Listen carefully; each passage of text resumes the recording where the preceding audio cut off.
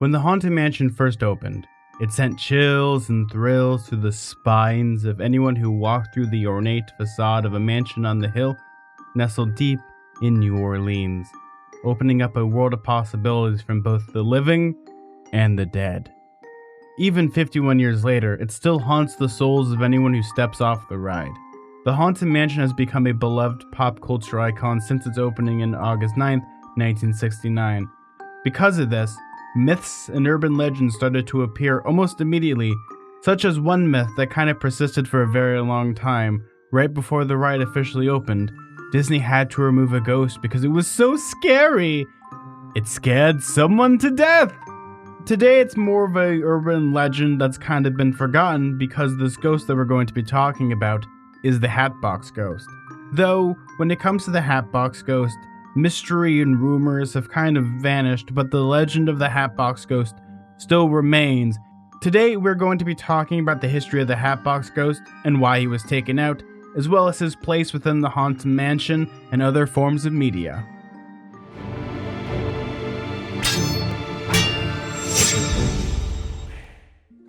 First, we need to look back at 1969, the year the Haunted Mansion opened. The ride was a mixture of illusion and visual storytelling, implementing many magic tricks and optical effects to give the ghost a, ghostly feeling. From spirits going through walls, dancing in an eerie ballroom, to Madame Leota's talking head, to an eerie attic with forgotten memories, a few husbands. Though, as you made your way to the end of the attic in your doom buggy, you would see a very strange fellow. He was dressed in a long coat, a giant top hat, a white skull with a Cheshire grin, holding a large hat box. Just as you take in the sight of this ghastly fellow, his head would disappear and travel to the hat box that he was holding. This effect would be effective. There was only one problem. It didn't work so well. So the effect for the Hatbox Ghost was done by having the hat box. Actually, he had two heads, one on his shoulder and the other in the hat box. So the light would be projected on the face of the one that was displayed, and then quickly the light would turn off as the other face would be illuminated, while the other head that you just saw would be shielded in darkness, giving the effect of the Hatbox Ghost having the appearance of his head traveling, and kind of is a startling effect. It's actually a very easy effect to construct. The only issue is that there actually were two factors that diminished this effect. The first was because it was in the attic, and before you went to the graveyard, the light that was used in both the graveyard and the attic would actually spill onto the Hatbox Ghost just in the position that he was in. Due to the tungsten halogen lights of the time, just the slightest amount of light would actually kind of ruin this effect.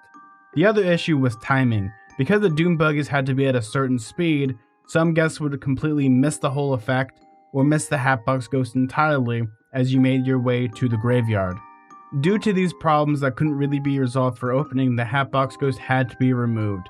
Much like a good ghost story, the legend of the Hatbox Ghost started to pop up in hushed whispers. A photo existed as well as some grainy footage. The only other clue that this Hatbox Ghost even existed, because this is prior to the internet and this had to just been from person to person, was the Haunted Mansion record that had the Hatbox Ghost featured on the cover, fitting the description perfectly of this ghost, so perfectly from what people were talking about. People speculated that they saw him still lurking in the halls of the mansion, in the dark corners, or just out of the corner of one's eye. Not much really happened within the years prior to this. Again, this is all rumors and speculations. I know there's some fan fiction as well as kind of just homages to the Hatbox Ghost. He became this unofficial mascot. Well, rumors started circulating that a new ghost was going to be entering Disneyland just in time for the 45th anniversary of the ride. Well, after so many long years, the Hatbox Ghost was finally put back in the ride. This time, its effect was updated with digital projection technology, making the effect flawless and adding a bit more flair rather than just the basic effect of lights turning on and off. Now you can have the ghost appearing and disappearing and really just have that spooky ghost nature that comes from a digital projector in times. He's also sort of become the official mascot of the Haunted Mansion, appearing on a bunch of merchandise, promotional material to promote the park. He is so loved that he was actually going to be allegedly the main villain of Guillermo del Toro's canceled Haunted Mansion movie, and he was going to be bringing more haunts back into the mansion. And we might also see his first live-action appearance in the Muppets Haunted Mansion special this fall on Disney+. And that was not an ad. And that is the history of the Hatbox Ghost. He's still one of my favorite ghosts. I really love his effects. And really, in the end of the day, every time that I go, I love seeing him and just him smiling, and I smile back and we have this eye contact. It gets real weird, but we do have a lot of fun.